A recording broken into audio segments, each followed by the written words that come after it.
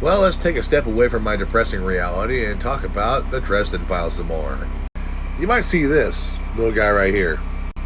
Who the hell is Bob? Why would there be a guy named Bob in a wizard story?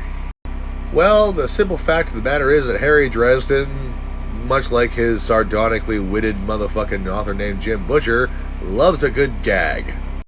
And so, what should you do with a literal spirit of pure intellect but name it fucking Bob? Now, what do we mean by spirit of intellect? We mean a literal, ethereal, ephemeral spirit that may or may not have possessed an actual physical body at one time, but has been around since the dawn of human existence. And it's been implied that he's been around longer than that, because he apparently has pissed off Queen Mab. Who's Queen Mab, you ask? Oh, the literal physical incarnation of winter itself. As in, she is one side of the Fae Court, summer being the opposite. These two opposing forces balance each other out at any given time in the world. And this little itty bitty ephemeral spirit inside of a human skull apparently pissed her off so much that she wants him dead for good. But now, why is Bob just so dangerous? Because Bob knows things. All of the things. You see, in the world of the Dresden Files, knowledge is literal power. The more you know, the more you can do.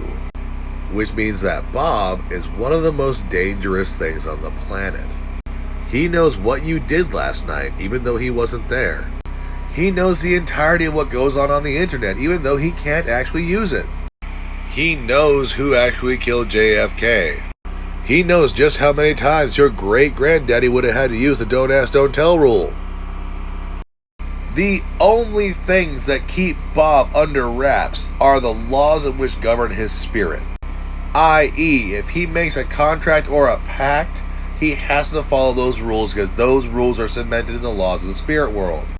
Those same things keep him beholden to whoever owns his actual skull. In this case, it's Harry Dresden. But he's also been owned by several necromancers, largely powerful wizards, gods of destruction, and, a couple perverts here and there. 'Cause Bob likes peeking on girls. In short, in Dresden's world, if you have possession of Bob the Skull, you effectively have a means to create any potion, any spell, and know everything about anybody at any given time that he's actually allowed to talk about. Just try to imagine how bad this could get if somebody who wasn't supposed to have this knowledge had access to it.